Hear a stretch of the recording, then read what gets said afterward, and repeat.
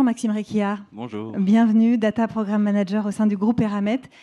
Vous venez de nous présenter Connected Concession, qui a été réalisé pour une mine située dans le désert sénégalais à 2 heures de Dakar, il me semble. Avant de parler en détail de ce projet, peut-être parlez-nous un peu d'Eramet, des spécificités de cette mine et de ses conséquences pour qu'on comprenne dans quel contexte ce projet a été pensé. Oui, c'est très important de comprendre le contexte du projet pour mesurer l'impact. Le contexte pour en mesurer l'impact. Eramet, c'est donc une entreprise minière et métallurgique qui est un acteur majeur de la valorisation et l'extraction des métaux pour le développement économique, mais indispensable à la transition énergétique. Et au-delà de ce rôle clé dans la transition énergétique et écologique, Eramet s'est doté d'une feuille de route RSE, une ambition RSE très forte, dans lequel le numérique et la data sont des leviers importants pour concevoir des solutions durables. Et donc vous le disiez, parmi les sites miniers d'Eramet, on a GCO, qui est dans le désert sénégalais, 2 heures de Dakar, vous le rappeliez, et elle a la particularité, cette mine, d'être itinérante. Il faut imaginer que ces installations sont montées sur une barge au milieu de lac artificiel et se déplacent de 40 mètres par jour, de 10 km par an, au fur et à mesure qu'elles aspirent le sable pour en extraire les minéraux. Et donc, cette mine, le chemin de la mine va traverser des villages souvent précaires ou des territoires qu'il faudra réhabiliter.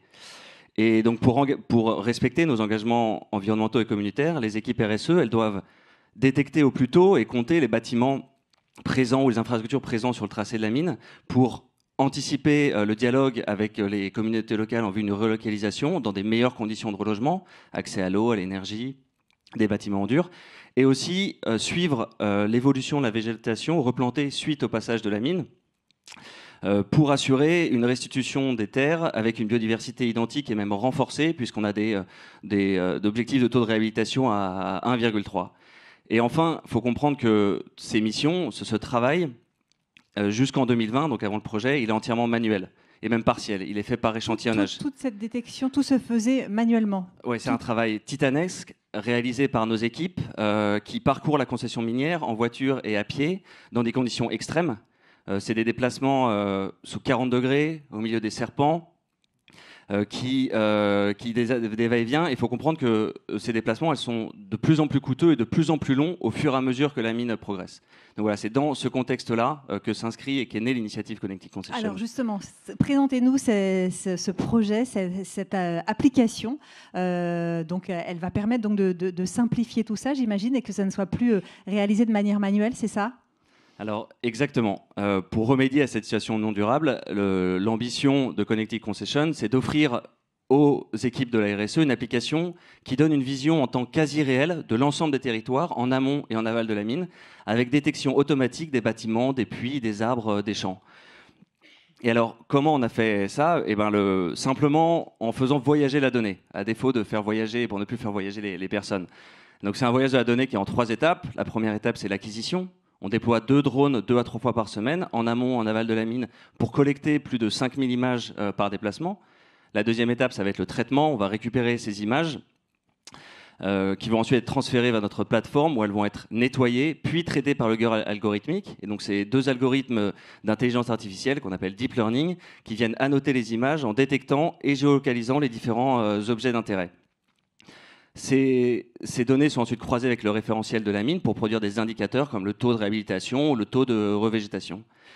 Et enfin, la troisième étape, donc la restitution, ces indicateurs ainsi que les images annotées, elles sont exposées dans un SIG, c'est un système d'information géographique, c'est une plateforme numérique qui permet de gérer la donnée géospatiale qui est accessible aux miniers, aux différents métiers. Et donc ce voyage de la donnée, en 3 étapes, il est aujourd'hui effectué quotidiennement et automatiquement dans l'application Connected Concession, qui permet donc de suivre précisément l'impact environnemental de la mine avec des indicateurs exacts et exhaustifs pour suivre le statut des zones en réhabilitation, d'identifier les zones les plus propices, donc en amont de la mine, aux cultures vivrières. Ça permet de recenser l'intégralité des bâtiments, des champs présents sur le tracé de la mine, pour anticiper justement et engager au plus tôt le dialogue social et l'alimenter. Et bien sûr, ça permet d'arrêter les déplacements terrain et donc les différents accidents, les morsures de serpents et même limiter la consommation de carburant. C'est autant un défi technologique qu'un défi humain? Alors, oui, la mise en œuvre, c'est sûr que c'était un vrai défi. Alors, humain, parce qu'il a fallu, c'est le fruit d'une collaboration et d'une synchronisation entre une vingtaine d'experts métiers, d'une équipe multiculturelle, multidisciplinaire. Il y avait des pilotes de drones, des informaticiens, des développeurs, des data scientists, des data ingénieurs, qu'il a fallu synchroniser tout ça en un an, à distance à cause du Covid en 2021, et dans une méthodologie qu'on appelle agile, qui implique les utilisateurs finaux dans la conception du projet pour rester au plus proche de leurs besoins. Et puis bien sûr, vous le disiez, un défi technologique. Là, on a 3 plateformes technologiques, autant de plateformes pour les étapes de la donnée. On utilise des techniques de vision par ordinateur très avancées, avec des algorithmes issus de l'agroforesterie qu'il a fallu adapter au désert sénégalais. On est vraiment là au cœur du big data, avec des données complexes à manipuler. On parle d'orthomosaïque, c'est des images drones qu'on doit reproduire à plat, rectifier pour être à plat, très volumineux et à haute fréquence d'acquisition. Quels sont les premiers résultats ? Alors, pour les premiers résultats, alors déjà, le premier résultat, c'est que le défi il était relevé et que l'application elle est déployée depuis février auprès de 22 utilisateurs des équipes RSE. Dès son lancement, l'application elle a permis de détecter 162 bâtiments non référencés jusqu'alors et permis ainsi d'éviter une relocalisation au pied levé. Et au-delà de ce fort impact social, le coût évité a permis de rembourser le projet dès sa première année. Et ça, je pense que c'est important parce que dans durabilité, il y a le pilier social, le pilier environnemental, mais aussi le pilier économique. Et en ça, ce projet, il est économiquement viable également. Un autre résultat, c'est que ça a permis de faire passer la capacité d'inventaire de 80 à 930 hectares par personne, une zone cartographiée auparavant en une demi-journée, elle est maintenant en quelques minutes. Et un dernier résultat, c'est qu'on estime à 16 000 tonnes équivalent CO2 économisées en 5 ans grâce au projet. D'après un simulateur d'impact carbone qu'on a développé par ailleurs, mais c'est une autre histoire. On est vraiment entré dans l'ère des mines intelligentes où la gestion de la data, elle est désormais centrale dans la prise de décision stratégique. Alors oui, la data aujourd'hui, dans tous nos projets, a une place centrale. Et d'ailleurs, ce projet, c'est une vraie transformation durable pour les métiers au-delà de l'impact sociale et environnementale. C'est une transformation humaine parce qu'on vient développer des nouvelles compétences en local, avec notamment, alors on parlait de pilotage de drone, mais l'interprétation de données géographiques, l'analyse de données complexes, donc de data. On a d'ailleurs 4 collaborateurs de GCO qui sont formés à la data science, suite à un cursus de 9 mois lancé grâce au projet. On en a une vingtaine formés à l'interprétation géographique.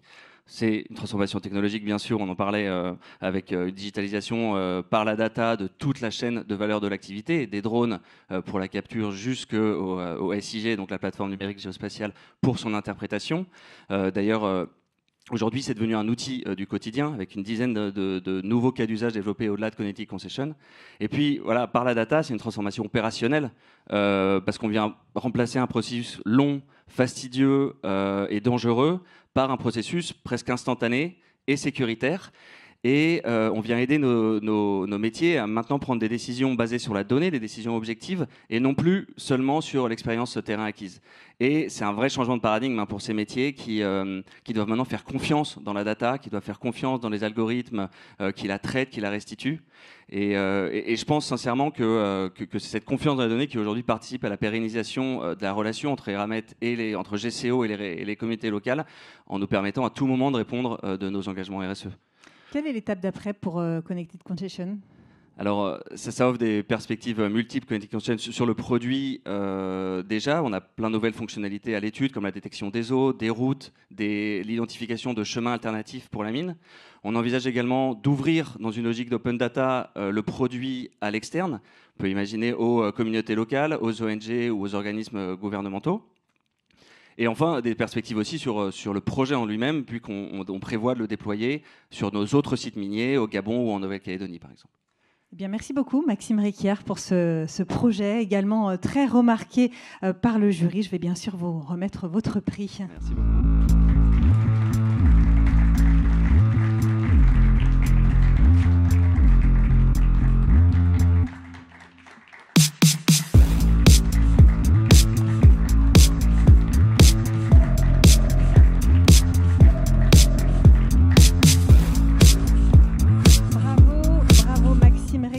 Maxime, restez avec nous parce qu'on va appeler tous les lauréats pour bien la photo finale et pour les féliciter une nouvelle fois.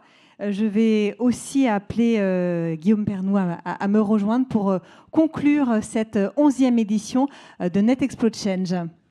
Je vous invite donc tous à nous rejoindre sur scène, tous les lauréats.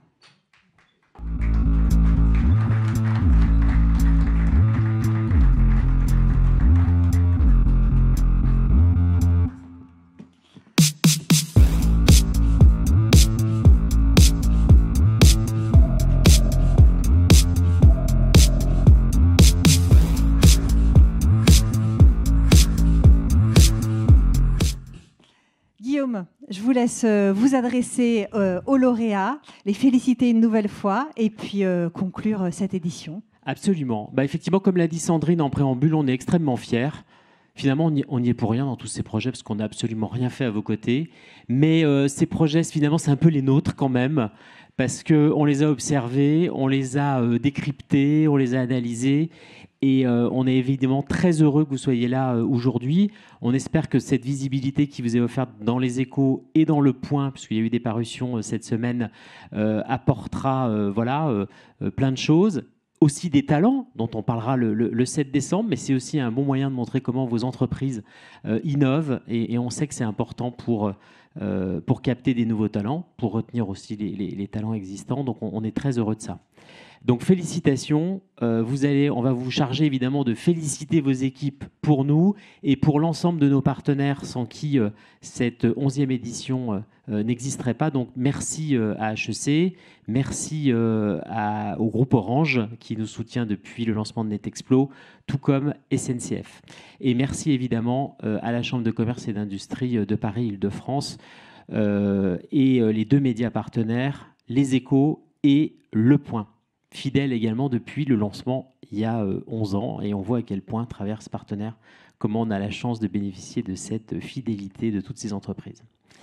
Merci 1000 fois. On vous donne rendez-vous pour la suite très vite. Cet après-midi. Alors, cet après-midi, les CDO du cercle New Deal vont se retrouver pour continuer les discussions autour de la convergence des transformations digitales et technologiques. Avant ça, un petit lunch quand même. Et puis, on se retrouve... Pour ceux qui nous suivent, très important Guillaume, pour ceux qui nous suivent en streaming, nous diffuserons le fil de Global Trends 2022-2023, un an de captation mondiale avec Sylvain Loradour, directeur associé de NetExplo. Donc ce sera à suivre pendant le déjeuner. Et on se retrouve à 14h pour tous ceux qui sont en ligne, puisqu'évidemment, ce rendez-vous avec le cercle New Deal est proposé également à distance. Et le 7 décembre à la Chambre de commerce et d'industrie de Paris-Île-de-France. Et puis le programme 2023 est également prêt pour les 6 mois qui vont venir. Et là, vous avez tout sur netexplo.com, les assises de la data, on va parler data transformation le 26 janvier à Bercy, puis le forum NetExplo qui sera le 18 avril à Station F. Voilà, pas mal de rendez-vous à venir et le plaisir de vous retrouver en présentiel et également à distance. Voilà, et merci à tous on fait une belle photo de clôture et merci beaucoup Aurélie. Merci aux équipes NetExplo évidemment, on ne le dit pas assez, aux équipes événementielles qui ont organisé cette rencontre et puis les équipes de recherche, de veille, d'études qui ont permis d'identifier tous ces projets et de les distinguer aujourd'hui. Et un spécial remerciement à Mathilde qui est toujours très discrète et pas là mais qui a fait un travail remarquable. Voilà, merci. Rendez-vous donc à 14h avec Julia Seeger qui vous accompagnera pour cet après-midi. Merci à tous.